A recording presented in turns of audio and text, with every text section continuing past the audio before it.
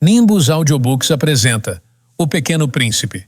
Antes de começarmos, o convido a se inscrever no canal, dar o seu like e deixar nos comentários uma sugestão de algum livro que gostaria que trouxéssemos.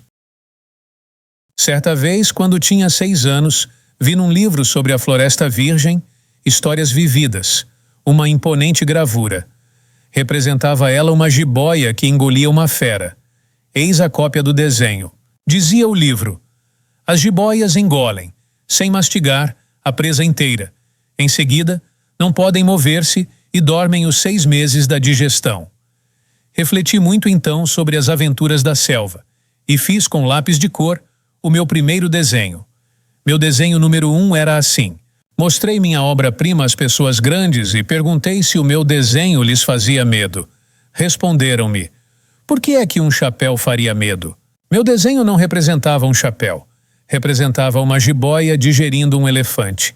Desenhei então o interior da jiboia a fim de que as pessoas grandes pudessem compreender.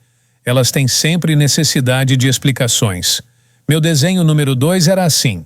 As pessoas grandes aconselharam-me deixar de lado os desenhos de jiboias abertas ou fechadas e dedicar-me de preferência à geografia, à história, ao cálculo, à gramática.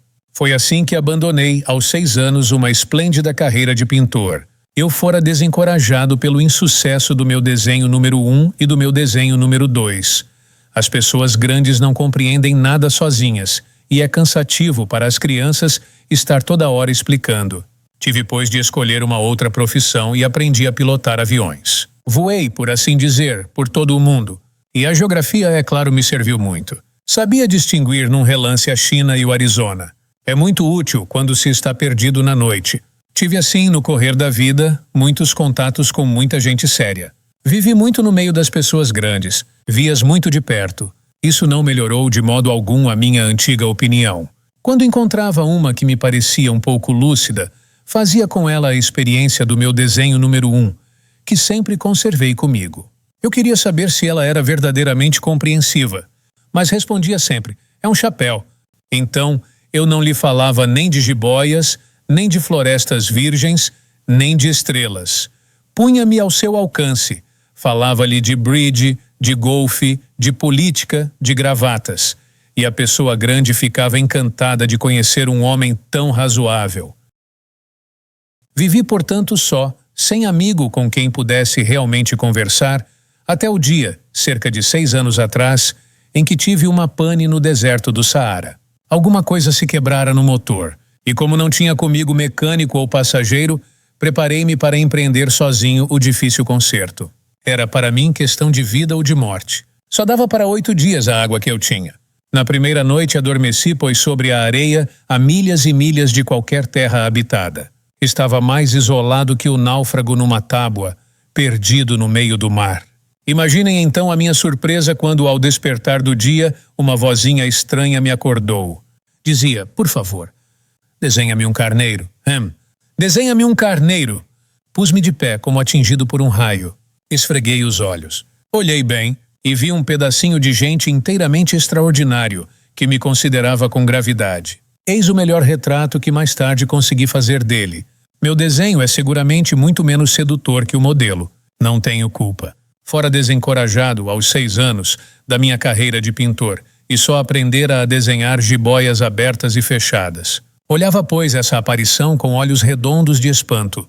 Não esqueçam que eu me achava a 1000 milhas de qualquer terra habitada. Ora, o meu homenzinho não me parecia nem perdido, nem morto de fadiga, nem morto de fome, de sede ou de medo.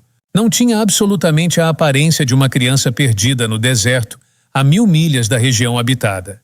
Quando pude enfim articular palavra, perguntei-lhe: mas que fazes aqui? E ele repetiu-me então brandamente como uma coisa muito séria: por favor, desenha-me um carneiro. Quando o mistério é muito impressionante, a gente não ousa desobedecer. Por mais absurdo que aquilo me parecesse, a 1000 milhas de todos os lugares habitados e em perigo de morte, tirei do bolso uma folha de papel e uma caneta. Mas lembrei-me então que eu havia estudado de preferência geografia, história, cálculo e gramática, e disse ao garoto, com um pouco de mau humor, que eu não sabia desenhar. Respondeu-me: não tem importância. Desenha-me um carneiro. Como jamais houvesse desenhado um carneiro, refiz para ele um dos 2 únicos desenhos que sabia, o da jiboia fechada. E fiquei estupefato de ouvir o garoto replicar: Não, não, eu não quero um elefante numa jiboia. A jiboia é perigosa e o elefante toma muito espaço. Tudo é pequeno onde eu moro. Preciso é de um carneiro. Desenha-me um carneiro. Então eu desenhei. Olhou atentamente e disse: Não, esse já está muito doente. Desenha outro. Desenhei de novo. Meu amigo sorriu com indulgência. Bem vês que isto não é um carneiro. É um bode. Olha os chifres. Fiz mais uma vez o desenho, mas ele foi recusado como os precedentes. Este aí é muito velho. Quero um carneiro que viva muito. Então, perdendo a paciência, como tinha pressa de desmontar o motor, rabisquei o desenho ao lado. E arrisquei. Esta é a caixa. O carneiro está dentro. Mas fiquei surpreso de ver iluminar-se a face do meu pequeno juiz. Era assim mesmo que eu queria. Será preciso muito capim para esse carneiro? Por quê? Porque é muito pequeno onde eu moro. Qualquer coisa chega. Eu te dei um carneirinho de nada. Inclinou a cabeça sobre o desenho. Não é tão pequeno assim. Olha! Adormeceu. E foi desse modo que eu travei conhecimento um dia com o Pequeno Príncipe. Levei muito tempo para compreender de onde viera. O príncipezinho, que me fazia milhares de perguntas, não parecia sequer escutar as minhas. Palavras pronunciadas ao acaso e que foram pouco a pouco revelando tudo. Assim, quando viu pela primeira vez meu avião, não vou desenhá-lo aqui, é muito complicado para mim, perguntou-me bruscamente: que coisa é aquela? Não, é uma coisa. Aquilo voa. É um avião. O meu avião. Eu estava orgulhoso de lhe comunicar que eu voava. Então ele exclamou: Como? Tu caíste do céu? Sim, disse eu modestamente. Ah, como é engraçado. E o príncipezinho deu uma bela risada que me irritou profundamente. Gosto que levem a sério as minhas desgraças. Em seguida acrescentou: Então tu também vens do céu. De que planeta és tu? Vislumbrei um clarão no mistério da sua presença e interroguei bruscamente: Tu vens então de outro planeta? Mas ele não me respondeu. Balançava lentamente a cabeça considerando o avião. É verdade que nisto aí não podes ter vindo de longe. Mergulhou então num pensamento que durou muito tempo. Depois, tirando do bolso o meu carneiro, ficou contemplando o seu tesouro. Poderão imaginar que eu ficara intrigado com aquela semi-confidência sobre os outros planetas. Esforcei-me então por saber mais um pouco. De onde vens, meu bem? Onde é tua casa? Para onde queres levar meu carneiro? Ficou meditando em silêncio e respondeu depois: O bom é que a caixa que me deste poderá de noite servir de casa. Sem dúvida. E se tu fores bonzinho, darei também uma corda para amarrá-lo durante o dia. E uma estaca. A proposta pareceu chocá-lo. Amarrar? Que ideia esquisita. Mas se tu não o amarras, ele vai-se embora e se perde. E meu amigo deu uma nova risada. Mas onde queres que ele vá? Não sei. Por aí, andando sempre para frente. Então o príncipezinho observou muito sério. Não faz mal. É tão pequeno onde moro. E depois, talvez com um pouco de melancolia, acrescentou ainda: Quando a gente anda sempre para frente, não pode mesmo ir longe. Eu aprendera, pois, uma segunda coisa, importantíssima. O seu planeta de origem era pouco maior que uma casa. Não era surpresa para mim. Sabia que além dos grandes planetas, Terra, Júpiter, Marte ou Vênus, aos quais se deram nomes a centenas e centenas de outros, por vezes tão pequenos que mal se veem no telescópio. Quando o astrônomo descobre um deles, dá-lhe por nome um número. Chama-o, por exemplo, asteroide 3251. Tenho sérias razões para supor que o planeta de onde vinha o príncipe era o asteroide B612. Esse asteroide só foi visto uma vez ao telescópio, em 1909, por um astrônomo turco. Ele fizera na época uma grande demonstração da sua descoberta num congresso internacional de astronomia. Mas ninguém lhe dera crédito, por causa das roupas que usava. As pessoas grandes são assim. Felizmente, para a reputação do asteroide B612, um ditador turco obrigou o povo, sob pena de morte, a vestir-se à moda europeia. O astrônomo repetiu sua demonstração em 1920 numa elegante casaca. Então, dessa vez, todo o mundo se convenceu. Se lhes dou esses detalhes sobre o asteroide B612 e lhes confio o seu número, é por causa das pessoas grandes. As pessoas grandes adoram os números. Quando a gente lhes fala de um novo amigo, Elas jamais se informam do essencial. Não perguntam nunca. Qual é o som da sua voz? Quais os brinquedos que prefere? Será que ele coleciona borboletas? Mas perguntam.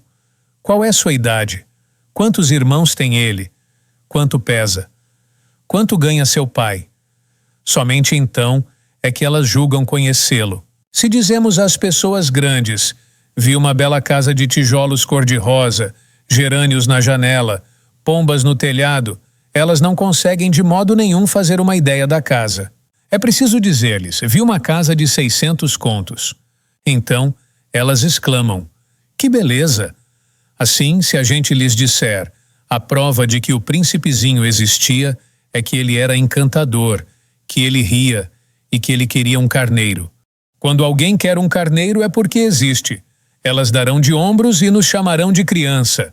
Mas se dissermos, o planeta de onde ele vinha é o asteroide B612, ficarão inteiramente convencidas e não amolarão com perguntas. Elas são assim mesmo. É preciso não lhes querer mal por isso. As crianças devem ser muito indulgentes com as pessoas grandes. Mas nós que compreendemos a vida, nós não ligamos aos números. Gostaria de ter começado esta história à moda dos contos de fada. Teria gostado de dizer: era uma vez um pequeno príncipe que habitava um planeta pouco maior que ele e que tinha necessidade de um amigo. Para aqueles que compreendem a vida, isto pareceria sem dúvida muito mais verdadeiro, porque eu não gosto que leiam meu livro levianamente. Dá-me tanta tristeza narrar essas lembranças. Faz já 6 anos que meu amigo se foi com seu carneiro. Se tento descrevê-lo aqui, é justamente porque não o quero esquecer. É triste esquecer um amigo. Nem todo o mundo tem amigos, e eu corro o risco de ficar como as pessoas grandes, que só se interessam por números. Foi por causa disso que comprei uma caixa de tintas e alguns lápis também. É duro pôr-se a desenhar na minha idade, quando nunca se fez outra tentativa além das jiboias fechadas e abertas dos longínquos 6 anos. Experimentarei, claro, fazer os retratos mais parecidos que puder, mas não tenho muita esperança de conseguir. Um desenho parece passável, outro já é inteiramente diverso. Engano-me também no tamanho. Ora o príncipezinho está muito grande, ora pequeno demais. Hesito também quanto à cor do seu traje. Vou arriscando então aqui e ali. Enganar-me-ei provavelmente em detalhes dos mais importantes, mas é preciso desculpar. Meu amigo nunca dava explicações. Julgava-me talvez semelhante a ele, mas, infelizmente, não sei ver carneiro através de caixa. Sou um pouco como as pessoas grandes. Acho que envelheci. Dia a dia eu ficava sabendo mais alguma coisa do planeta, da partida, da viagem. Mas isso devagarinho, ao acaso das reflexões. Foi assim que vim a conhecer no 3º dia o drama dos baobás. Dessa vez ainda foi graças ao carneiro. Pois bruscamente o príncipezinho me interrogou tomado de grave dúvida. É verdade que os carneiros comem arbustos? Sim. É verdade. Ah, que bom. Não compreendi logo porque era tão importante que os carneiros comessem arbustos. Mas o príncipezinho acrescentou. Por conseguinte, eles comem também os baobás? Fiz notar ao príncipezinho que os baobás não são arbustos, mas árvores grandes como igrejas, e que mesmo que ele levasse consigo todo um rebanho de elefantes, eles não chegariam a dar cabo de um único baobá. A ideia de um rebanho de elefantes fez rir ao príncipezinho. Seria preciso votar um por cima do outro, mas notou em seguida sabiamente, os baobás antes de crescer são pequenos. É fato. Mas por que desejas tu que os carneiros comam os baobás pequenos? Por que haveria de ser? Respondeu-me, como se tratasse de uma evidência. E foi-me preciso um grande esforço de inteligência para compreender sozinho esse problema.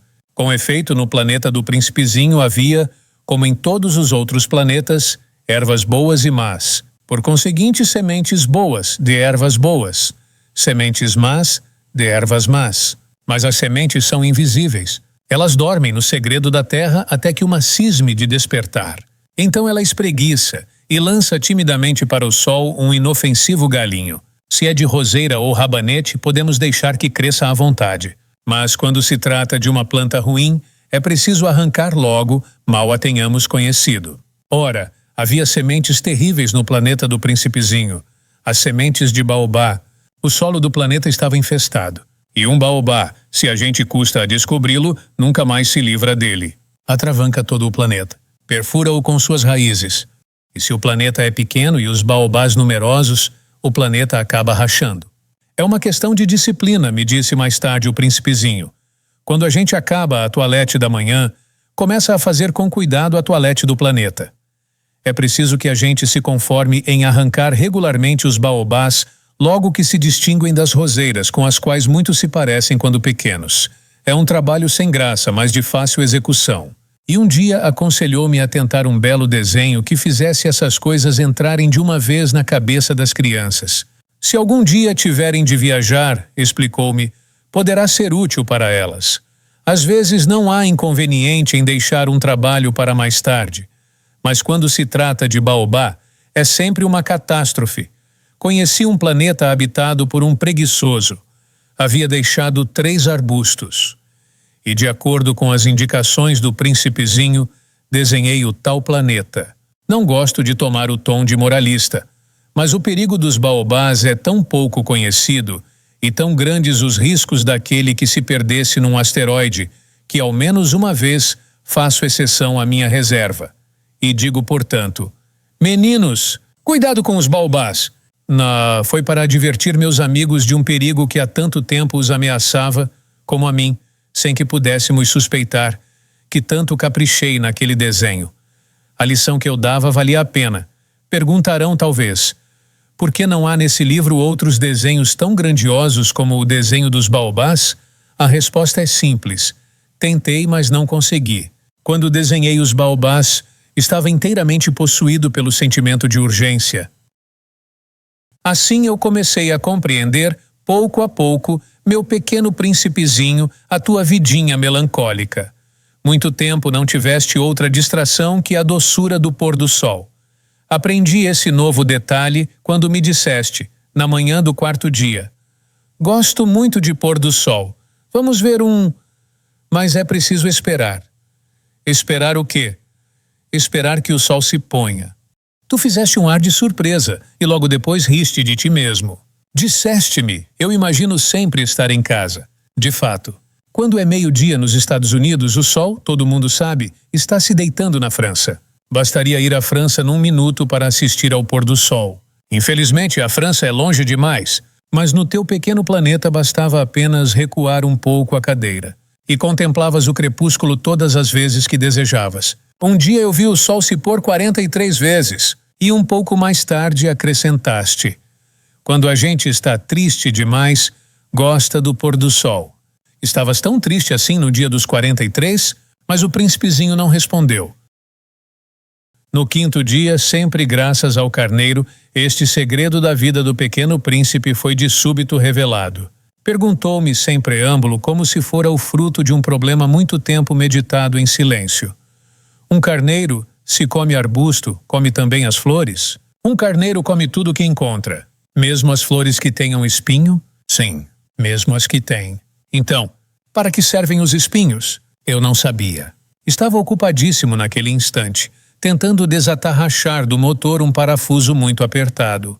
Minha pane começava a parecer demasiado grave, e em breve já não teria água para beber. Para que servem os espinhos? O príncipezinho jamais renunciava a uma pergunta depois que a tivesse feito. Mas eu estava irritado com o parafuso e respondi qualquer coisa. Espinho não serve para nada. São pura maldade das flores. Oh, mas após um silêncio ele me disse com uma espécie de rancor. Não acredito. As flores são fracas, ingênuas. Defendem-se como podem. Elas se julgam terríveis com os seus espinhos. Não respondi. Naquele instante eu pensava... Se esse parafuso ainda resiste, vou fazê-lo saltar a martelo. O príncipezinho perturbou-me de novo as reflexões. E tu pensas então que as flores... Ora, eu não penso nada. Eu respondi qualquer coisa. Eu só me ocupo com coisas sérias. Ele olhou-me estupefato. Coisas sérias? Via-me, martelo em punho, dedos sujos de graxa, curvado sobre um feio objeto. Tu falas como as pessoas grandes. Senti um pouco de vergonha. Mas ele acrescentou implacável. Tu confundes todas as coisas, misturas tudo. Estava realmente muito irritado. Sacudia ao vento cabelos de ouro. Eu conheço um planeta onde há um sujeito vermelho, quase roxo. Nunca cheirou uma flor. Nunca olhou uma estrela. Nunca amou ninguém. Nunca fez outra coisa senão somas. E o dia todo repete como tu: eu sou um homem sério. Eu sou um homem sério. E isso o faz inchar-se de orgulho. Mas ele não é um homem, é um cogumelo. O quê? Um cogumelo. O príncipezinho estava agora pálido de cólera. Há milhões e milhões de anos que as flores fabricam espinhos. Há milhões e milhões de anos que os carneiros as comem, apesar de tudo. E não será sério procurar compreender por que perdem tanto tempo fabricando espinhos inúteis? Não terá importância a guerra dos carneiros e das flores? Não será mais importante que as contas do tal sujeito? E se eu, por minha vez, conheço uma flor única no mundo, que só existe no meu planeta, e que um belo dia um carneirinho pode liquidar num só golpe, sem avaliar o que faz, isto não tem importância? Corou um pouco e continuou em seguida. Se alguém ama uma flor da qual só existe um exemplar em milhões e milhões de estrelas, isso basta para que seja feliz quando a contempla. Ele pensa: minha flor está lá, em algum lugar, mas se o carneiro come a flor, é para ele bruscamente como se todas as estrelas se apagassem. E isto não tem importância. Não pôde dizer mais nada. Pôs-se bruscamente a soluçar. A noite caíra. Larguei as ferramentas. Ria-me do martelo, do parafuso, da sede e da morte. Havia numa estrela, num planeta, o meu, a terra, um príncipezinho a consolar. Tomei-o nos braços. Embalei-o. E lhe dizia: a flor que tu amas não está em perigo. Vou desenhar uma pequena mordaça para o carneiro. Uma armadura para a flor. Eu não sabia o que dizer. Sentia-me desajeitado. Não sabia como atingi-lo, onde encontrá-lo. É tão misterioso o país das lágrimas. Pude bem cedo conhecer melhor aquela flor. Sempre houvera, no planeta do Pequeno Príncipe, flores muito simples, ornadas de uma só fileira de pétalas, e que não ocupavam lugar nem incomodavam ninguém. Apareciam certa manhã na relva e já à tarde se extinguiam. Mas aquela brotara um dia de um grão trazido não se sabe de onde, e o príncipezinho vigiara de perto o pequeno broto, tão diferente dos outros. Podia ser uma nova espécie de baobá, mas o arbusto logo parou de crescer e começou então a preparar uma flor. O príncipezinho, que assistia à instalação de um enorme botão, bem sentiu que sairia dali uma aparição miraculosa. Mas a flor não acabava mais de preparar-se, de preparar sua beleza no seu verde quarto. Escolhia as cores com cuidado. Vestia-se lentamente e ajustava uma a uma suas pétalas. Não queria sair como os cravos, amarrotada. No radioso esplendor da sua beleza é que ela queria aparecer. Ah, sim, era vaidosa. Sua misteriosa toilette, portanto, durara dias e dias. E eis que uma bela manhã, justamente à hora do sol nascer, havia-se afinal mostrado. E ela, que se preparara com tanto esmero, disse bocejando: ah, eu acabo de despertar. Desculpa, estou ainda toda despenteada. O príncipezinho então não pôde conter o seu espanto. Como és bonita. Não é? Respondeu a flor docemente. Nasci ao mesmo tempo que o sol. O príncipezinho percebeu logo que a flor não era modesta, mas era tão comovente. Creio que é hora do almoço, acrescentou ela. Tu poderias cuidar de mim. E o príncipezinho, embaraçado, fora buscar um regador com água fresca e servira a flor. Assim, ela o afligira logo com sua mórbida vaidade. Um dia, por exemplo, falando dos seus 4 espinhos, dissera ao pequeno príncipe: é que eles podem vir, os tigres, com suas garras. Não há tigres no meu planeta, objetara o príncipezinho. E depois os tigres não comem erva. Não sou uma erva, respondera a flor suavemente. Perdoa-me. Não tenho receio dos tigres, mas tenho horror das correntes de ar. Não terias acaso um paravento? Horror das correntes de ar. Não é muito bom para uma planta, notara o príncipezinho. É bem complicada essa flor. À noite me colocarás sob a redoma. Faz muito frio no teu planeta. Está mal instalado. De onde eu venho? Mas interrompeu-se de súbito. Viera em forma de semente. Não pudera conhecer nada dos outros mundos. Humilhada por se ter deixado apanhar numa mentira tão tola, tossiu 2 ou 3 vezes para pôr a culpa no príncipe. E o paravento? Ia buscá-lo, mas tu me falavas. Então ela redobrara a tosse para infligir-lhe remorso. Assim o príncipezinho, apesar da boa vontade do seu amor, logo duvidara dela. Tomara a sério palavras sem importância e se tornara infeliz. Não a devia ter escutado. Confessou-me um dia. Não se deve nunca escutar as flores. Basta olhá-las, aspirar o perfume. A minha embalsamava o planeta, mas eu não me contentava com isso. A tal história das garras que tanto me agastara me devia ter enternecido. Confessou-me ainda. Não soube compreender coisa alguma. Devia tê-la julgado pelos atos, não pelas palavras. Ela me perfumava, me iluminava. Não devia jamais ter fugido. Deveria ter-lhe adivinhado a ternura sob os seus pobres ardis. São tão contraditórias as flores. Mas eu era jovem demais para saber amar. Creio que ele aproveitou para evadir-se pássaros selvagens que emigravam. Na manhã da partida, pôs o planeta em ordem. Revolveu cuidadosamente seus 2 vulcões em atividade, pois possuía 2 vulcões, e era muito cômodo para esquentar o almoço. Possuía também um vulcão extinto. Mas como ele dizia, quem é que pode garantir? Revolveu também o extinto. Se eles são bem revolvidos, os vulcões queimam lentamente, regularmente, sem erupções. As erupções vulcânicas são como fagulhas de lareira. Na Terra, nós somos muito pequenos para revolver os vulcões. Por isso é que nos causam tanto dano. O príncipezinho arrancou também, não sem um pouco de melancolia, os últimos rebentos de baobá. Ele julgava nunca mais voltar. Mas todos esses trabalhos familiares lhe pareceram aquela manhã extremamente doces. E quando regou pela última vez a flor e se dispunha a colocá-la sob a redoma, percebeu que estava com vontade de chorar. Adeus, disse ele à flor, mas a flor não respondeu. Adeus, repetiu ele. Revolveu cuidadosamente seus 2 vulcões, a flor tossiu. Mas não era por causa do resfriado. Eu fui uma tola, disse por fim. Peço-te perdão. Trata de ser feliz. A ausência de censuras o surpreendeu. Ficou parado, inteiramente sem jeito, com a redoma no ar. Não podia compreender essa calma doçura. É claro que eu te amo, disse-lhe a flor. Foi por minha culpa que não soubeste de nada. Isso não tem importância. Foste tão tolo quanto eu. Trata de ser feliz, mas pode deixar em paz a redoma. Não preciso mais dela. Mas o vento? Não estou assim tão resfriada. O ar fresco da noite me fará bem. Eu sou uma flor. Mas os bichos... É preciso que eu suporte 2 ou 3 larvas se quiser conhecer as borboletas. Dizem que são tão belas. Do contrário, quem virá visitar-me? Tu estarás longe. Quanto aos bichos grandes, não tenho medo deles. Eu tenho as minhas garras. E ela mostrava ingenuamente seus 4 espinhos. Em seguida acrescentou, não demores assim, que é exasperante. Tu decidiste partir. Vai-te embora! Pois ela não queria que ele a visse chorar. Era uma flor muito orgulhosa.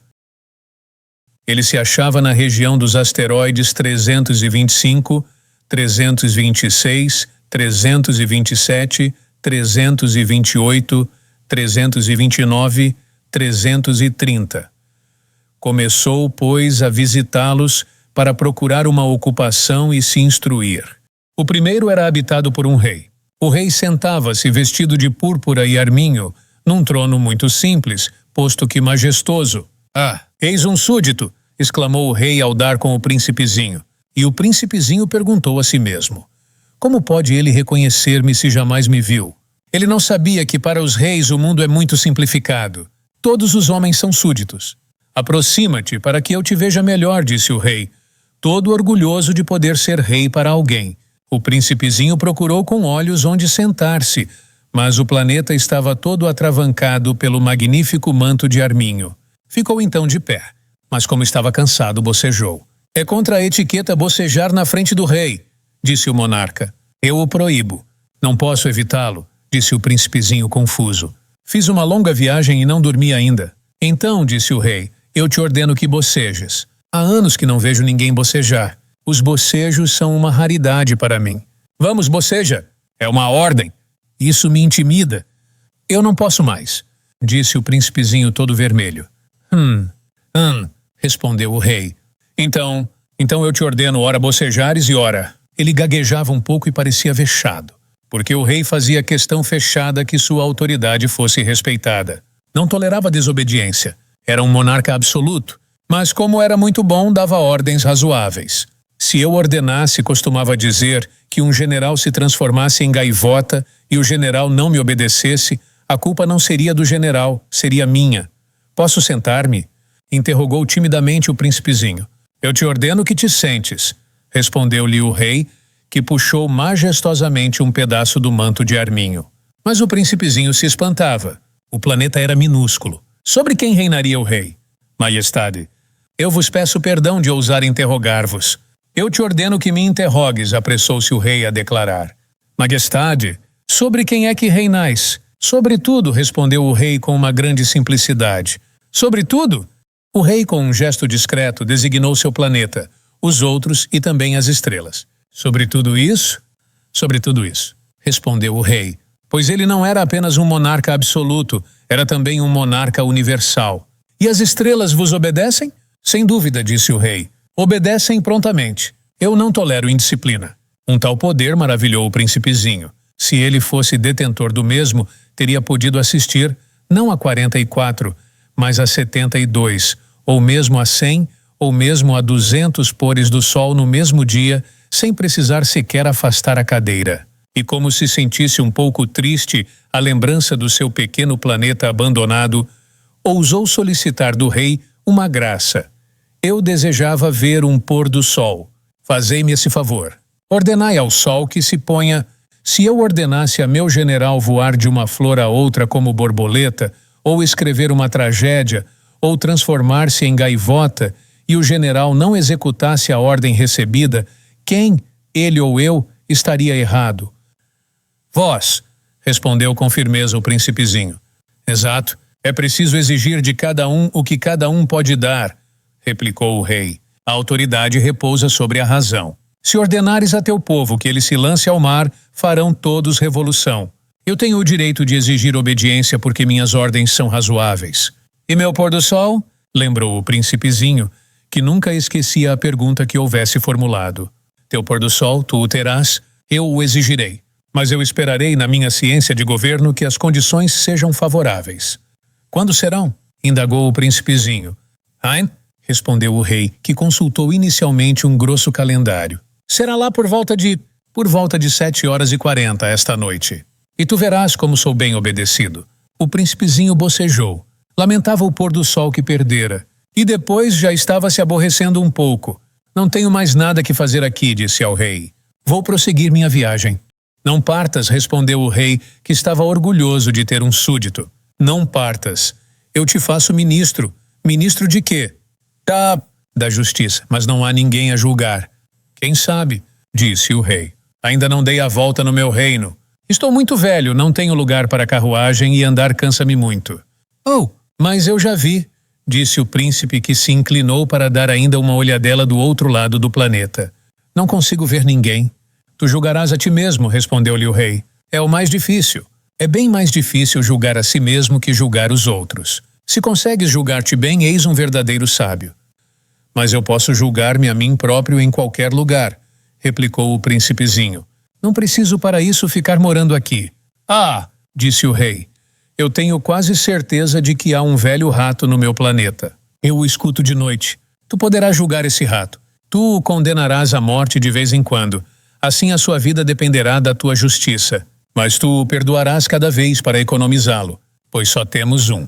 Eu, respondeu o príncipezinho, eu não gosto de condenar à morte e acho que vou mesmo embora. Não, disse o rei, mas o príncipezinho, tendo acabado os preparativos, não quis afligir o velho monarca. Se vossa majestade deseja ser prontamente obedecido, poderá dar-me uma ordem razoável. Poderia ordenar-me, por exemplo, que partisse em menos de 1 minuto. Parece-me que as condições são favoráveis. Como o rei não dissesse nada, o príncipezinho hesitou um pouco. Depois suspirou e partiu. Eu te faço meu embaixador, apressou-se o rei em gritar. Tinha um ar de grande autoridade. As pessoas grandes são muito esquisitas, pensava durante a viagem o príncipezinho. O segundo planeta, um vaidoso o habitava. Um admirador vem visitar-me, exclamou de longe o vaidoso. Mal vira o príncipe. Porque, para os vaidosos, os outros homens são sempre admiradores. Bom dia, disse o príncipezinho. Você tem um chapéu engraçado. É para agradecer, exclamou o vaidoso. Para agradecer quando me aclamam. Infelizmente não passa ninguém por aqui. Sim, disse o príncipezinho sem compreender. Bate as mãos uma na outra, aconselhou o vaidoso.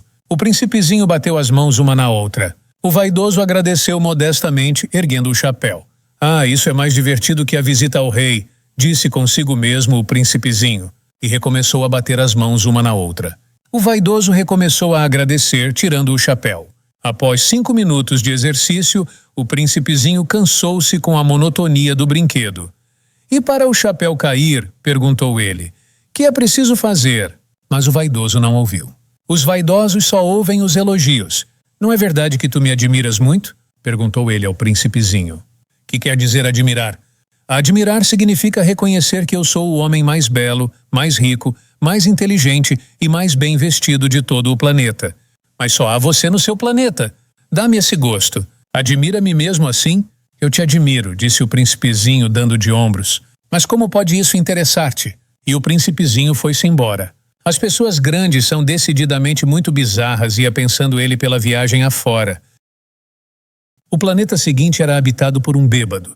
Esta visita foi muito curta, mas mergulhou o príncipezinho numa profunda melancolia. Que fazes aí?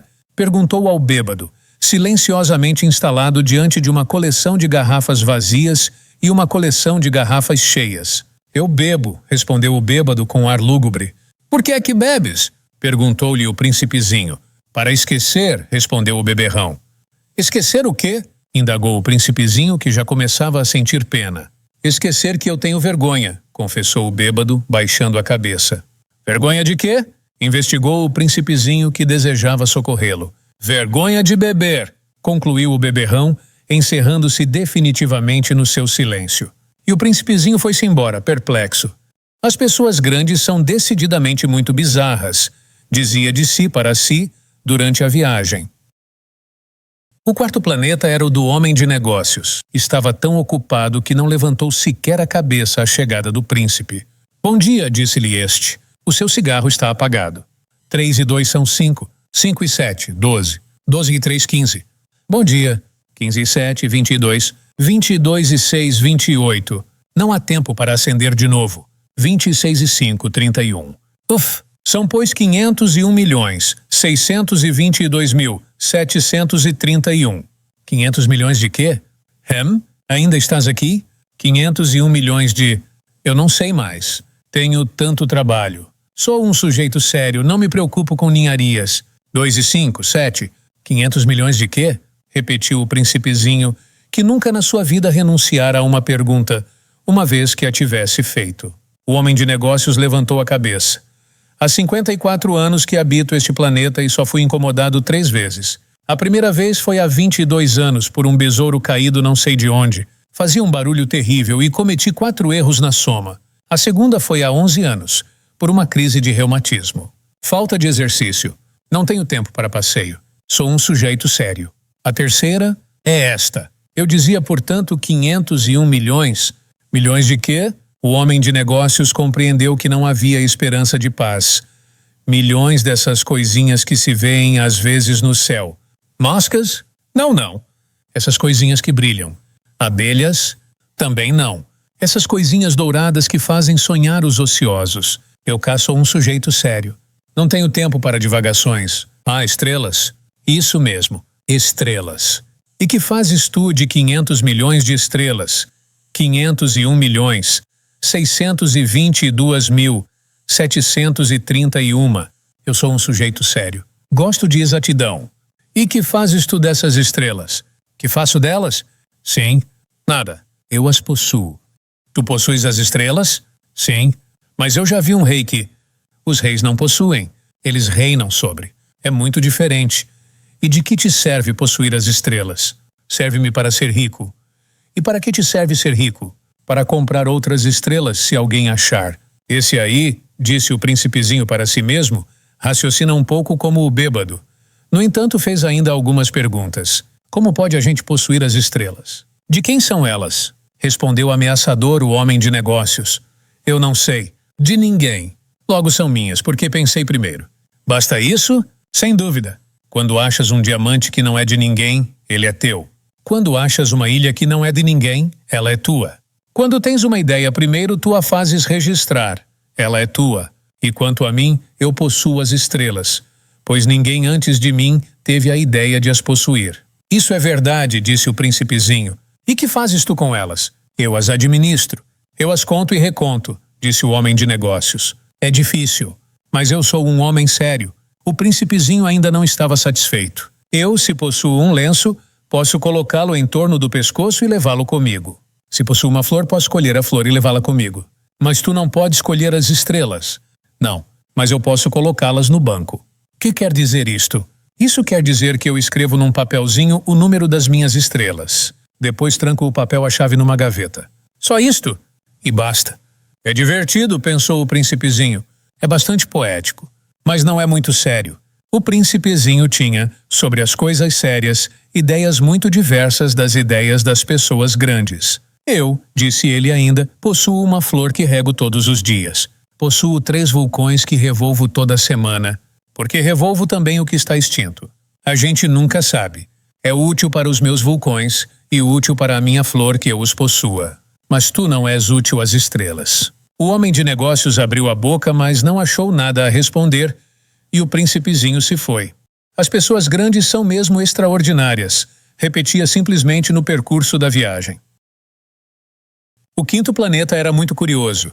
Era o menor de todos. Mal dava para um lampião e o acendedor de lampiões. O príncipezinho não podia atinar para que pudessem servir, no céu, num planeta sem casa e sem gente, um lampião e o acendedor de lampiões. No entanto, disse consigo mesmo, talvez esse homem seja mesmo absurdo.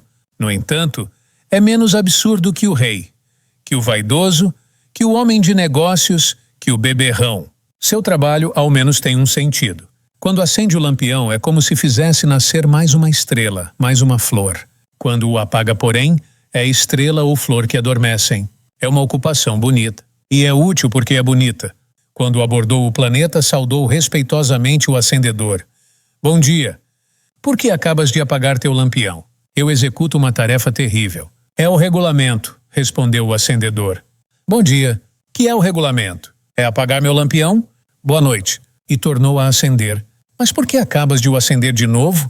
É o regulamento, respondeu o acendedor. Eu não compreendo, disse o príncipezinho.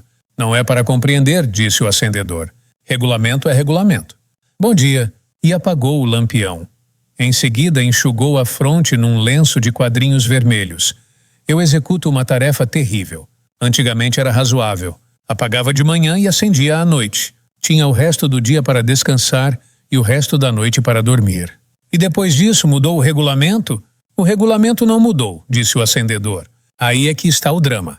O planeta de ano em ano gira mais depressa e o regulamento não muda.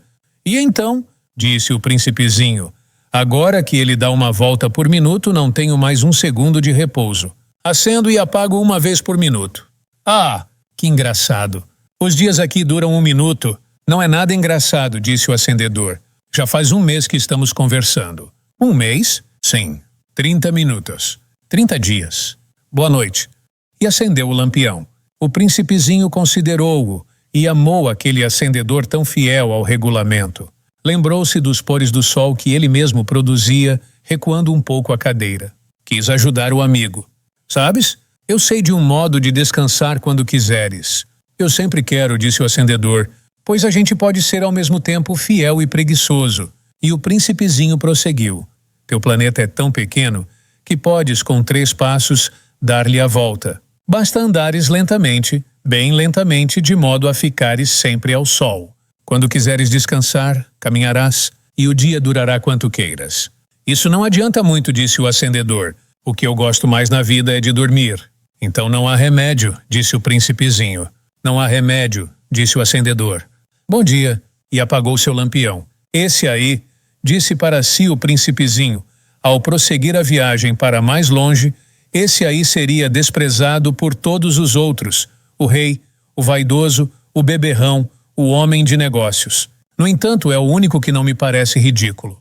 Talvez porque é o único que se ocupa de outra coisa que não seja ele próprio, suspirou de pesar e disse ainda, era o único que eu podia ter feito meu amigo.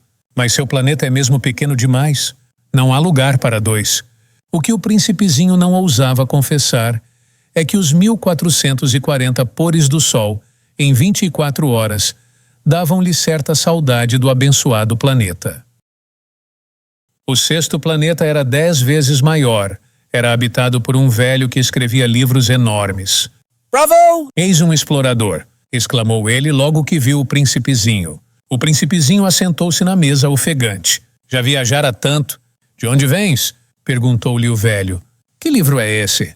Perguntou-lhe o príncipezinho. Que faz o senhor aqui? Sou geógrafo, respondeu o velho. Que é um geógrafo? Perguntou o príncipezinho.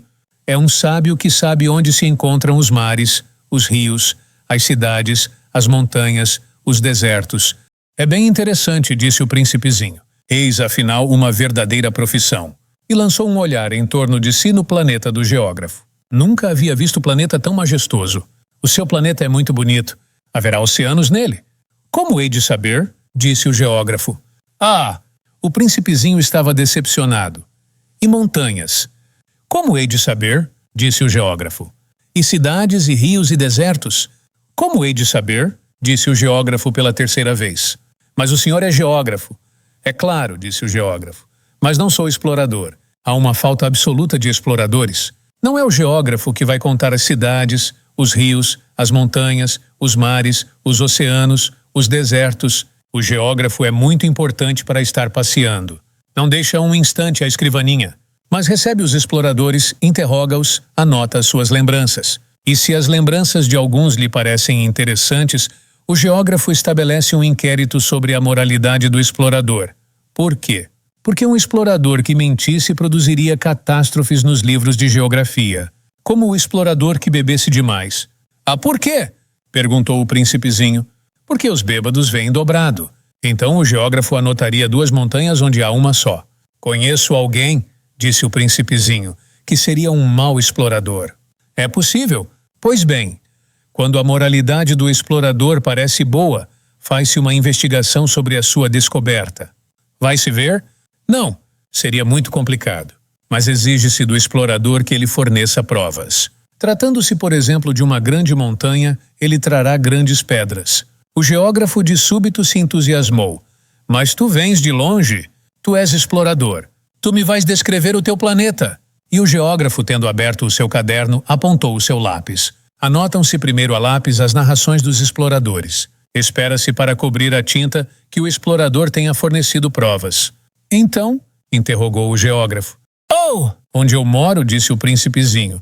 Não é interessante. É muito pequeno. Eu tenho 3 vulcões. 2 vulcões em atividade e um vulcão extinto. A gente nunca sabe. A gente nunca sabe, repetiu o geógrafo. Tenho também uma flor. Mas nós não anotamos as flores, disse o geógrafo. Por que não? É o mais bonito. Porque as flores são efêmeras. Que quer dizer efêmera? As geografias, disse o geógrafo, são os livros de mais valor.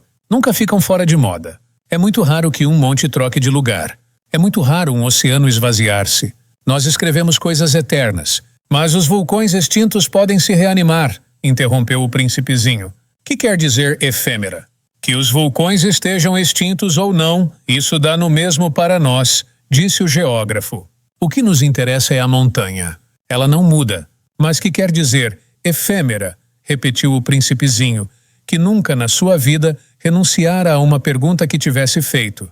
Quer dizer ameaçada de próxima desaparição.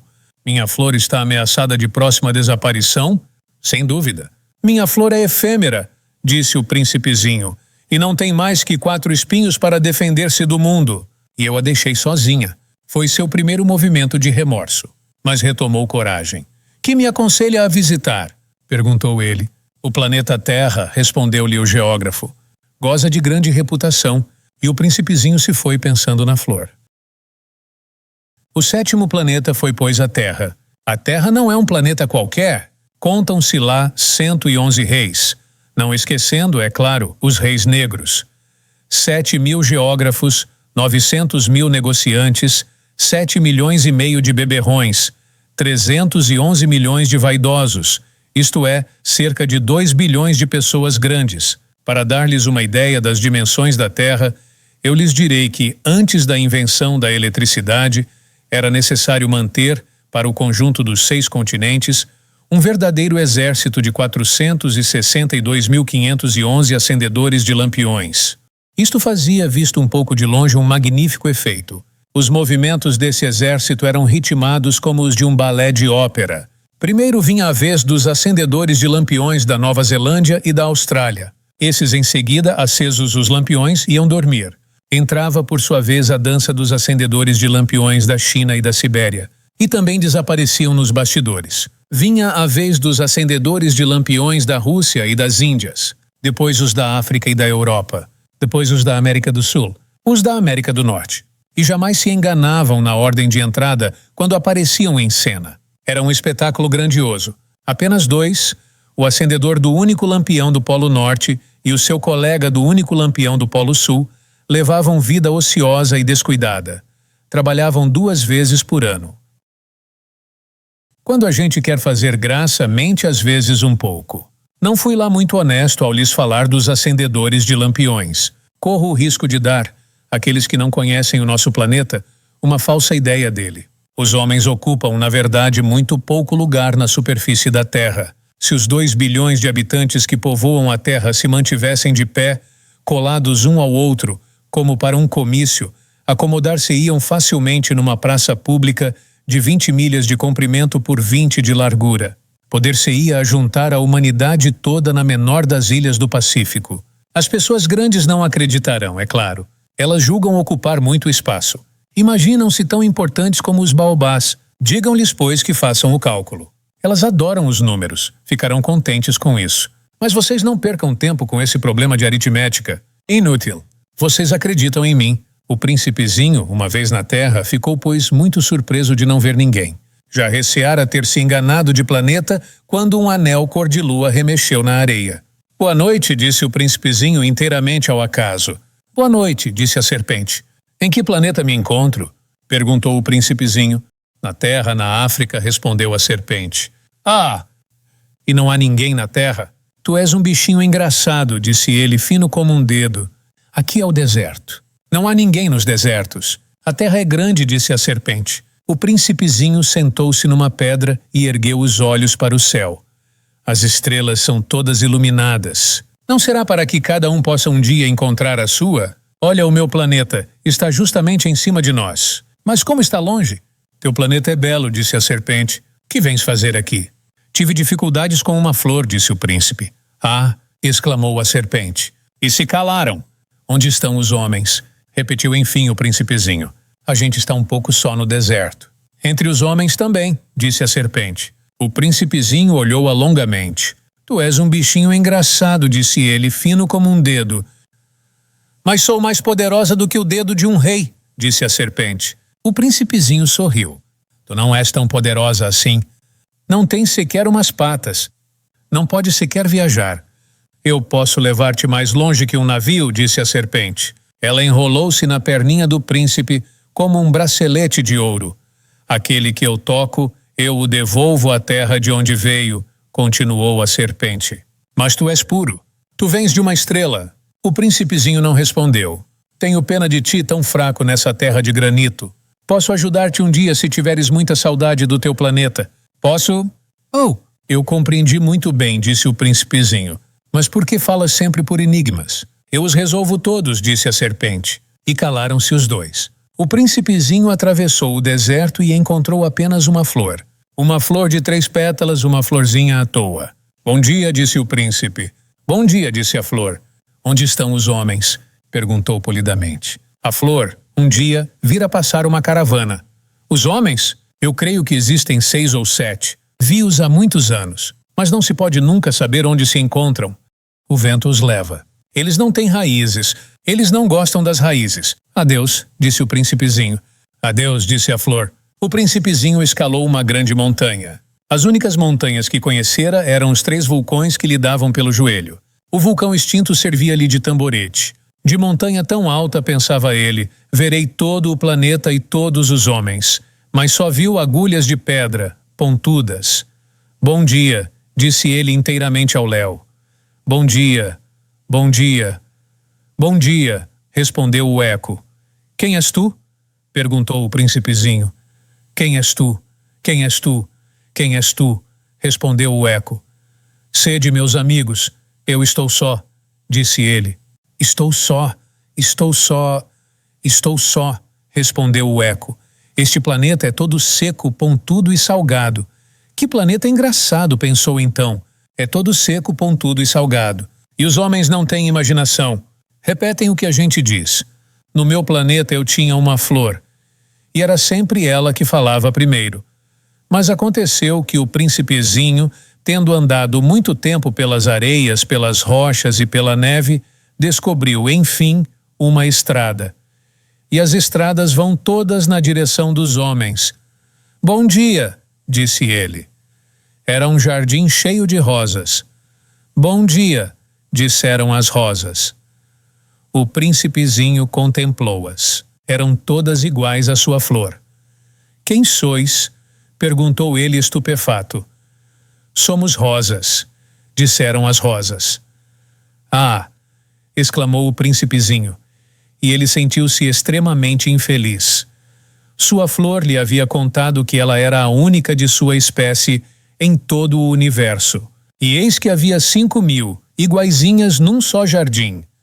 Ela haveria de ficar bem vermelha, pensou ele, se visse isto. Começaria a tossir, fingiria morrer para escapar ao ridículo. E eu então teria que fingir que cuidava dela, porque senão, só para me humilhar, ela era bem capaz de morrer de verdade. Depois, refletiu ainda. Eu me julgava rico de uma flor sem igual, e é apenas uma rosa comum que eu possuo. Uma rosa e 3 vulcões que me dão pelo joelho, um dos quais extinto para sempre. Isso não faz de mim um príncipe muito grande. E deitado na relva, ele chorou. E foi então que apareceu a raposa. Bom dia, disse a raposa. Bom dia, respondeu polidamente o príncipezinho, que se voltou, mas não viu nada. Eu estou aqui, disse a voz debaixo da macieira. Quem és tu? Perguntou o príncipezinho. Tu és bem bonita. Sou uma raposa, disse a raposa. Vem brincar comigo, propôs o príncipezinho. Estou tão triste, eu não posso brincar contigo, disse a raposa. Não me cativaram ainda. Ah, desculpa, disse o príncipezinho. Após uma reflexão acrescentou. Que quer dizer cativar? Tu não és daqui, disse a raposa. Que procuras? Procuro os homens, disse o príncipezinho. Que quer dizer cativar? Os homens, disse a raposa, têm fuzis e caçam. É bem incômodo. Criam galinhas também. É a única coisa interessante que eles fazem. Tu procuras galinhas? Não, disse o príncipezinho. Eu procuro amigos. Que quer dizer cativar? É uma coisa muito esquecida, disse a raposa. Significa criar laços. Criar laços? Exatamente, disse a raposa. Tu não és ainda para mim senão um garoto inteiramente igual a 100.000 outros garotos. E eu não tenho necessidade de ti. E tu não tens também necessidade de mim. Não passo a teus olhos de uma raposa igual a 100.000 outras raposas. Mas se tu me cativas, nós teremos necessidade um do outro. Serás para mim o único no mundo. E eu serei para ti única no mundo. Começo a compreender, disse o príncipezinho. Existe uma flor, eu creio que ela me cativou. É possível, disse a raposa. Vê-se tanta coisa na terra. Oh, não foi na terra, disse o príncipezinho. A raposa pareceu intrigada. Num outro planeta? Sim. Há caçadores nesse planeta? Não. Que bom. E galinhas? Também não. Nada é perfeito, suspirou a raposa. Mas a raposa voltou à sua ideia. Minha vida é monótona. Eu caço as galinhas e os homens me caçam. Todas as galinhas se parecem e todos os homens se parecem também. E por isso eu me aborreço um pouco. Mas se tu me cativas, minha vida será como que cheia de sol. Conhecerei um barulho de passos que será diferente dos outros. Os outros passos me fazem entrar debaixo da terra. O teu me chamará para fora da toca, como se fosse música. E depois, olha, vês lá longe os campos de trigo? Eu não como pão. O trigo para mim é inútil. Os campos de trigo não me lembram coisa alguma. E isso é triste, mas tu tens cabelos cor de ouro. Então será maravilhoso quando me tiveres cativado. O trigo, que é dourado, fará lembrar-me de ti. E eu amarei o barulho do vento no trigo. A raposa calou-se e considerou por muito tempo o príncipe. Por favor, cativa-me, disse ela. Bem quisera, disse o príncipezinho. Mas eu não tenho muito tempo. Tenho amigos a descobrir e muitas coisas a conhecer. A gente só conhece bem as coisas que cativou, disse a raposa. Os homens não têm mais tempo de conhecer coisa alguma. Compram tudo prontinho nas lojas. Mas como não existem lojas de amigos, os homens não têm mais amigos. Se tu queres um amigo, cativa-me. Que é preciso fazer? Perguntou o príncipezinho. É preciso ser paciente, respondeu a raposa. Tu te sentarás primeiro um pouco longe de mim, assim, na relva. Eu te olharei com o canto do olho e tu não dirás nada. A linguagem é uma fonte de mal-entendidos, mas cada dia te sentarás mais perto. No dia seguinte, o príncipezinho voltou. Teria sido melhor voltares à mesma hora, disse a raposa. Se tu vens, por exemplo, às 4 da tarde, desde as 3 eu começarei a ser feliz. Quanto mais a hora for chegando, mais eu me sentirei feliz. Às 4 horas, então, estarei inquieta e agitada. Descobrirei o preço da felicidade. Mas se tu vens a qualquer momento, nunca saberei a hora de preparar o coração. É preciso ritos. Que é um rito? Perguntou o príncipezinho. É uma coisa muito esquecida também, disse a raposa. É o que faz com que um dia seja diferente dos outros dias, uma hora das outras horas. Os meus caçadores, por exemplo, possuem um rito. Dançam na quinta-feira com as moças da aldeia. A quinta-feira, então, é o dia maravilhoso. Vou passear até a vinha. Se os caçadores dançassem qualquer dia, os dias seriam todos iguais e eu não teria férias. Assim o príncipezinho cativou a raposa. Mas quando chegou a hora da partida, a raposa disse: Ah, eu vou chorar. A culpa é tua, disse o príncipezinho. Eu não te queria fazer mal, mas tu quiseste que eu te cativasse. Quis, disse a raposa. Mas tu vais chorar, disse o príncipezinho. Vou, disse a raposa. Então não sais lucrando nada. Eu lucro, disse a raposa, por causa da cor do trigo. Depois ela acrescentou: Vai rever as rosas. Tu compreenderás que a tua é a única no mundo. Tu voltarás para me dizer adeus, e eu te farei presente de um segredo. Foi o príncipezinho rever as rosas. Vós não sois absolutamente iguais à minha rosa. Vós não sois nada ainda. Ninguém ainda vos cativou, nem cativastes a ninguém. Sois como era a minha raposa. Era uma raposa igual a 100.000 outras. Mas eu fiz dela um amigo. Ela é agora única no mundo. E as rosas estavam desapontadas. Sois belas, mas vazias, disse ele ainda. Não se pode morrer por vós. Minha rosa, sem dúvida, um transeunte qualquer pensaria que se parece convosco. Ela sozinha é, porém, mais importante que vós todas, pois foi a ela que eu reguei. Foi a ela que pus sob a redoma. Foi a ela que abriguei com o paravento. Foi dela que eu matei as larvas, exceto 2 ou 3 por causa das borboletas. Foi a ela que eu escutei queixar-se ou gabar-se, ou mesmo calar-se algumas vezes. É a minha rosa. E voltou então a raposa. Adeus, disse ele. Adeus, disse a raposa. Eis o meu segredo. É muito simples, só se vê bem com o coração. O essencial é invisível para os olhos. O essencial é invisível para os olhos, repetiu o príncipezinho, a fim de se lembrar. Foi o tempo que perdeste com tua rosa que fez tua rosa tão importante. Foi o tempo que eu perdi com a minha rosa, repetiu o príncipezinho, a fim de se lembrar. Os homens esqueceram essa verdade, disse a raposa. Mas tu não a deves esquecer. Tu te tornas eternamente responsável por aquilo que cativas. Tu és responsável pela rosa. Eu sou responsável pela minha rosa, repetiu o príncipezinho, a fim de se lembrar. Bom dia, disse o príncipezinho. Bom dia, respondeu o guarda-chaves. Que fazes aqui? Perguntou-lhe o príncipezinho. Eu divido os passageiros em blocos de 1000, disse o guarda-chaves. Despacho os trens que os carregam, ora para a direita, ora para a esquerda. E um rápido iluminado, roncando como um trovão, fez tremer a cabine do guarda-chaves. Eles estão com muita pressa, disse o príncipezinho. O que é que estão procurando? Nem o homem da locomotiva sabe, disse o guarda-chaves. E trovejou em sentido inverso um outro rápido iluminado. Já estão de volta? Perguntou o príncipezinho. Não são os mesmos, disse o guarda-chaves. É uma troca. Não estavam contentes onde estavam? Nunca estamos contentes onde estamos, disse o guarda-chaves. E um terceiro rápido iluminado trovejou. Estão perseguindo os primeiros viajantes? Perguntou o príncipezinho. Não perseguem nada, disse o guarda-chaves. Estão dormindo lá dentro, ou bocejando. Só as crianças esmagam o nariz nas vidraças. Só as crianças sabem o que procuram, disse o príncipezinho. Perdem tempo comum a boneca de pano, e a boneca se torna muito importante. E choram quando a gente a toma. Elas são felizes, disse o guarda-chaves. Bom dia, disse o príncipezinho. Bom dia, disse o vendedor. Era um vendedor de pílulas aperfeiçoadas que aplacavam a sede. Toma-se uma por semana e não é mais preciso beber. Por que vendes isso? Perguntou o príncipezinho. É uma grande economia de tempo, disse o vendedor. Os peritos calcularam. A gente ganha 53 minutos por semana. E que se faz então com os 53 minutos? O que a gente quiser. Pensou o príncipezinho. Se tivesse 53 minutos para gastar, iria caminhando passo a passo, mãos no bolso, na direção de uma fonte. Estávamos no 8º dia de minha pane.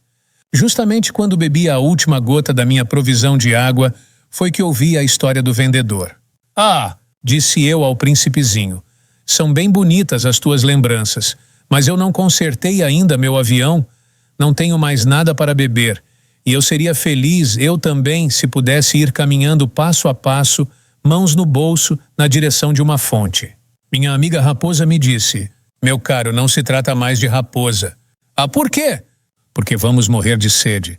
Ele não compreendeu o meu raciocínio e respondeu, é bom ter tido um amigo, mesmo se a gente vai morrer. Eu estou muito contente de ter tido a raposa por amiga. Não avalie o perigo, disse eu. Não tem nunca fome ou sede. Um raio de sol lhe basta. Mas ele me olhou e respondeu ao que eu pensava. Tenho sede também. Procuremos um poço. Eu fiz um gesto de desanimo. É absurdo procurar um poço ao acaso na imensidão do deserto. No entanto, pusemo-nos a caminho. Já tínhamos andado horas em silêncio quando a noite caiu e as estrelas começaram a brilhar. Eu as via como em sonho, porque tinha um pouco de febre por causa da sede. As palavras do príncipezinho dançavam-me na memória. Tu tens sede também? Perguntei-lhe, mas não respondeu à minha pergunta. Disse apenas, a água pode ser boa para o coração. Não compreendi sua resposta e calei-me. Eu bem sabia que não adiantava interrogá-lo. Ele estava cansado. Sentou-se. Sentei-me junto dele. E após um silêncio disse ainda, as estrelas são belas por causa de uma flor que não se vê. Eu respondi mesmo, e fitei sem falar a ondulação da areia enluarada. O deserto belo, acrescentou, e era verdade. Eu sempre amei o deserto. A gente se senta numa duna de areia. Não se vê nada, não se escuta nada. E, no entanto, no silêncio, alguma coisa irradia. O que torna belo o deserto, disse o príncipezinho, é que ele esconde um poço em algum lugar. Fiquei surpreso por compreender de súbito essa misteriosa irradiação da areia. Quando eu era pequeno, habitava uma casa antiga e diziam as lendas que ali fora enterrado um tesouro. Ninguém, é claro, o conseguira descobrir, nem talvez mesmo o procurou. Mas ele encantava a casa toda. Minha casa escondia um tesouro no fundo do coração. Quer se trate da casa, das estrelas ou do deserto, disse eu ao príncipezinho. O que faz a sua beleza é invisível. Estou contente, disse ele, que estejas de acordo com a raposa. Como o príncipezinho adormecesse, tomei-o nos braços e prossegui a caminhada. Eu estava comovido. Tinha a impressão de carregar um frágil tesouro. Parecia-me mesmo não haver na terra nada mais frágil. Considerava a luz da lua, a fronte pálida, os olhos fechados, as mechas de cabelo que tremiam ao vento. E eu pensava, o que eu vejo não é mais que uma casca. O mais importante é invisível. Como seus lábios entreabertos esboçassem um sorriso, pensei ainda. O que tanto me comove nesse príncipe adormecido é sua fidelidade a uma flor. É a imagem de uma rosa que brilha nele como a chama de uma lâmpada, mesmo quando dorme. Eu o pressentia então mais frágil ainda. É preciso proteger as lâmpadas com cuidado. Um sopro as pode apagar. E, caminhando assim, eu descobri o poço. O dia estava raiando. Os homens, disse o príncipezinho, se enfurnam nos rápidos, mas não sabem o que procuram. Então eles se agitam, ficam rodando à toa, e acrescentou, isso não adianta. O poço a que tínhamos chegado não se parecia de forma alguma com os poços do Saara. Os poços do Saara são simples buracos na areia. Aquele parecia um poço de aldeia, mas não havia ali aldeia alguma, e eu julgava sonhar. É estranho, disse eu ao príncipezinho, tudo está preparado, a roldana, o balde e a corda. Ele riu, pegou a corda, fez girar a roldana, e a roldana gemeu como gemem os velhos cataventos quando o vento dormiu por muito tempo. Tu escutas? Disse o príncipe. Estamos acordando o poço, ele canta. Eu não queria que ele fizesse esforço. Deixa que eu puxe, disse eu. É muito pesado para o teu tamanho. Lentamente içei o balde até em cima e o instalei com cuidado na borda do poço. Nos meus ouvidos permanecia ainda o canto da roldana e na água que ainda brilhava via tremer o sol. Tenho sede dessa água, disse o príncipezinho. Dá-me de beber. E eu compreendi o que ele havia buscado. Levantei-lhe o balde até a boca. Ele bebeu de olhos fechados. Era doce como uma festa. Essa água era muito mais que um alimento. Nascera da caminhada sob as estrelas, do canto da roldana, do esforço do meu braço. Era boa para o coração como um presente. Quando eu era pequeno, todo o esplendor do presente de Natal estava também na luz da árvore, na música da missa de meia-noite, na doçura dos risos. Os homens do teu planeta, disse o príncipezinho, cultivam 5.000 rosas num mesmo jardim e não encontram o que procuram. Não encontram, respondi. E, no entanto, o que eles buscam poderia ser achado numa só rosa ou num pouquinho d'água. É verdade. E o príncipezinho acrescentou, mas os olhos são cegos. É preciso buscar com o coração. Eu havia bebido. Respirava facilmente. A areia é cor de mel quando amanhece. E a cor de mel me fazia feliz. Por que haveria eu de estar triste? É preciso, disse baixinho o príncipe, que cumpras a tua promessa. Ele estava de novo sentado junto de mim. Que promessa? Tu sabes. A mordaça do meu carneiro, eu sou responsável pela flor. Tirei do bolso as minhas tentativas de desenho. O príncipezinho os viu e disse rindo. Teus baobás parecem um pouco repolhos. Oh, eu estava tão orgulhoso dos meus baobás. Tua raposa, as orelhas dela parecem chifres, são compridas demais. Ele riu outra vez. Tu és injusto, meu bem. Eu só sabia desenhar jiboias abertas e fechadas. Não faz mal, disse ele. As crianças entendem. Rabisquei, portanto, uma pequena mordaça, mas sentia, ao entregá-la, um aperto no coração. Tu tens projetos que eu ignoro. Ele não me respondeu, mas disse, lembras-te da minha queda na terra? Amanhã será o aniversário. Depois, após um silêncio, acrescentou, caí pertinho daqui, e ficou vermelho ao dizê-lo. E, de novo, sem compreender por quê, eu sentia um estranho pesar. No entanto, ocorreu-me a pergunta, então não foi por acaso que vagavas sozinho, quando te encontrei há 8 dias, a milhas e milhas de qualquer região habitada? Não estarias voltando ao ponto da queda? O príncipezinho ficou vermelho de novo. E eu acrescentei, hesitando. Terá sido por causa do aniversário? O príncipezinho ficou mais vermelho. Não respondia nunca às perguntas. Mas quando a gente fica vermelho, não é o mesmo que dizer sim? Ah, disse-lhe eu tenho medo. Mas ele respondeu, tu deves agora trabalhar, ir em busca do teu aparelho. Espero-te aqui. Volta amanhã de tarde. Mas eu não estava tranquilo. Lembrava-me da raposa. A gente corre o risco de chorar um pouco quando se deixou cativar. Havia, ao lado do poço, a ruína de um velho muro de pedra. Quando voltei do trabalho, no dia seguinte, vi, de longe, o príncipezinho sentado no alto com as pernas balançando. E eu o escutei dizer, tu não te lembras então? Não foi bem aqui o lugar. Uma outra voz devia responder-lhe porque replicou em seguida, não estou enganado. O dia é este, mas não o lugar. Prossegui o caminho para o muro. Continuava a não ver ninguém. No entanto, o príncipezinho replicou novamente, está bem. Tu verás onde começa na areia o sinal dos meus passos. Basta esperar-me. Estarei ali esta noite. Eu me achava a 20 metros do muro e continuava a não ver nada. O príncipezinho disse ainda, após um silêncio, o teu veneno é do bom? Estás certa de que não vou sofrer muito tempo? Parei, o coração apertado, sem compreender ainda. Agora vai-te embora, disse ele. Eu quero descer. Então baixei os olhos para o pé do muro e dei um salto. Lá estava, erguida para o príncipezinho, uma dessas serpentes amarelas que nos liquidam num minuto.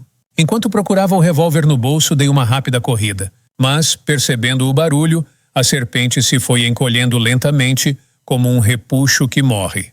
E sem se apressar demais, enfiou-se entre as pedras num leve tinir de metal. Cheguei ao muro a tempo de receber nos braços o meu caro príncipezinho, pálido como a neve.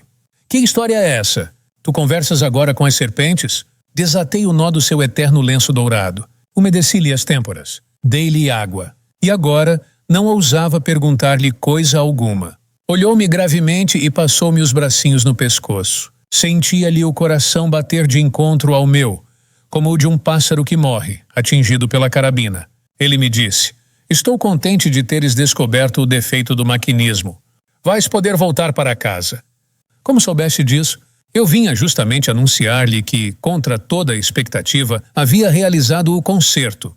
Nada respondeu à minha pergunta, mas acrescentou: eu também volto hoje para casa. Depois, com melancolia, ele disse: é bem mais longe, bem mais difícil. Eu percebia claramente que algo de extraordinário se passava. Apertava-o nos braços como se fosse uma criancinha, mas tinha a impressão de que ele ia deslizando verticalmente no abismo, sem que eu nada pudesse fazer para detê-lo. Seu olhar estava sério, perdido ao longe. Tenho o teu carneiro, e a caixa para o carneiro, e a mordaça. Agora vai-te embora, disse ele. Eu quero descer. Ele sorriu com tristeza. Esperei muito tempo. Pareceu-me que ele ia se aquecendo de novo, pouco a pouco. Meu querido, tu tiveste medo. É claro que tivera, mas ele sorriu docemente. Terei mais medo ainda esta noite. O sentimento do irreparável gelou-me de novo, e eu compreendi que não podia suportar a ideia de nunca mais escutar esse riso. Ele era para mim como uma fonte no deserto. Meu bem, eu quero ainda escutar o teu riso. Mas ele me disse: faz 1 ano esta noite. Minha estrela se achará justamente em cima do lugar onde cai o ano passado. Meu bem, não será um sonho mau essa história de serpente, de encontro marcado, de estrela? Mas não respondeu à minha pergunta. E disse: o que é importante a gente não vê. A gente não vê. Será como a flor. Se tu amas uma flor que se acha numa estrela, é doce de noite olhar o céu. Todas as estrelas estão floridas. Todas as estrelas estão floridas. Será como a água. Aquela que me deste parecia música, por causa da roldana e da corda. Lembras-te como era boa? Lembro-me. Tu olharás de noite as estrelas. Onde eu moro é muito pequeno, para que eu possa te mostrar onde se encontra a minha. É melhor assim. Minha estrela será então qualquer das estrelas. Gostarás de olhar todas elas. Serão todas tuas amigas. E depois eu vou fazer-te um presente. Ele riu outra vez. Ah, meu pedacinho de gente, meu amor, como eu gosto de ouvir esse riso. Pois é ele o meu presente. Será como a água. Que queres dizer? As pessoas têm estrelas que não são as mesmas. Para uns que viajam, as estrelas são guias. Para outros, elas não passam de pequenas luzes. Para outros, os sábios são problemas. Para o meu negociante, eram ouro. Mas todas essas estrelas se calam. Tu, porém, terás estrelas como ninguém. Que queres dizer? Quando olhares o céu de noite, porque habitarei uma delas, porque numa delas estarei rindo, então será como se todas as estrelas te rissem. E tu terás estrelas que sabem rir. E ele riu mais uma vez. E quando te houveres consolado, a gente sempre se consola, tu te sentirás contente por me teres conhecido.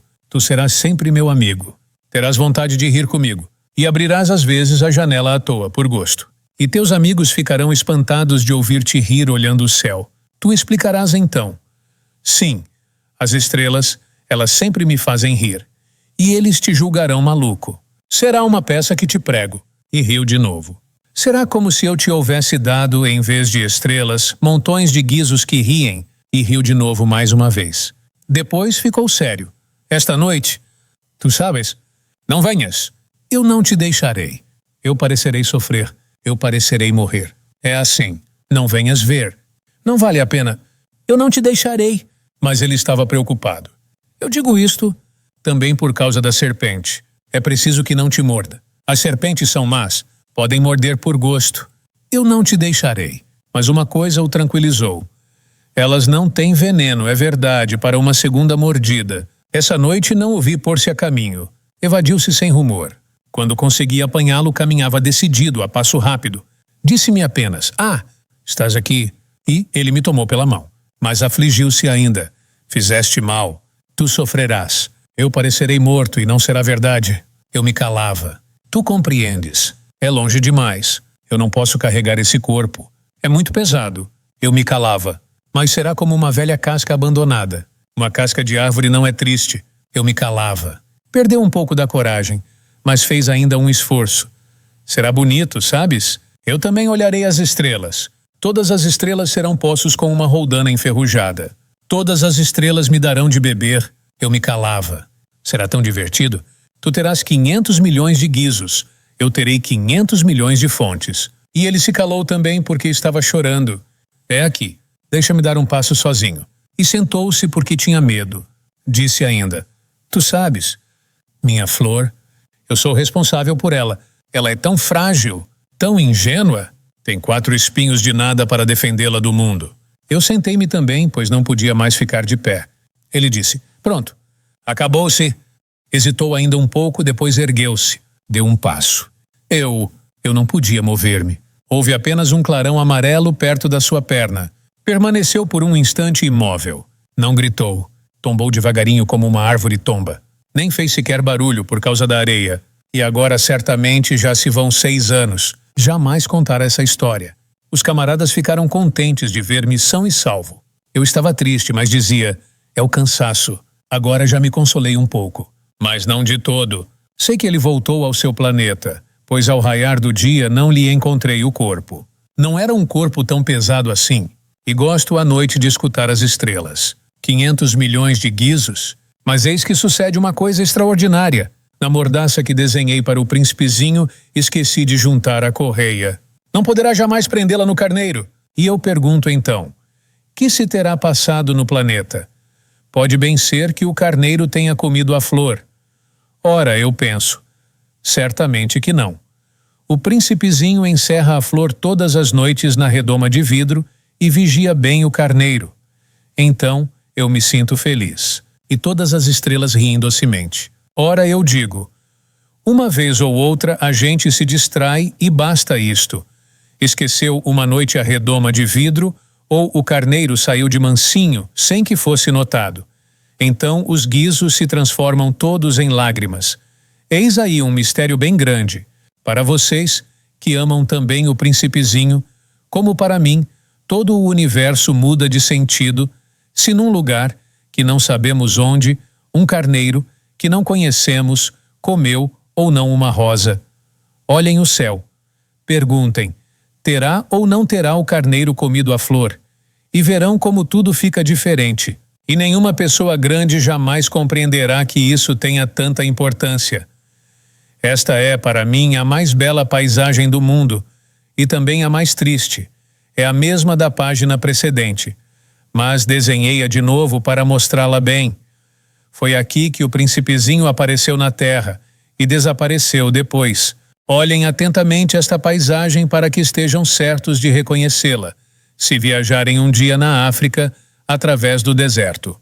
E se acontecer passarem por ali, eu lhes suplico que não tenham pressa e que esperem um pouco bem debaixo da estrela. Se então um menino vem ao encontro de vocês, se ele ri, se tem cabelos de ouro, se não responde quando o interrogam, adivinharão quem é. Então, por favor, não me deixem tão triste. Escrevam-me depressa que ele voltou.